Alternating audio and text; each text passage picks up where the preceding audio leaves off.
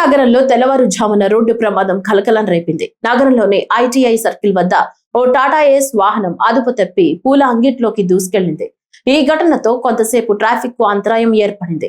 సమాచారం అందుకున్న ట్రాఫిక్ పోలీసులు వెంటనే సంఘటనా స్థలానికి చేరుకుని ట్రాఫిక్ ను నియంత్రించారు. అనంతరం జేసీబీ సహాయంతో ప్రమాదానికి గురైన టాటా ఏస్ వాహనాన్ని పక్కకు తొలగించారు. అదృష్టవశాత్తు ఈ ప్రమాదం తెల్లవారుజామున జరగడంతో ఎటువంటి ప్రాణ నష్టం జరగలేదు. ఘటనపై పోలీసులు కేసు నమోదు చేసి దర్యాప్తు చేపట్టారు.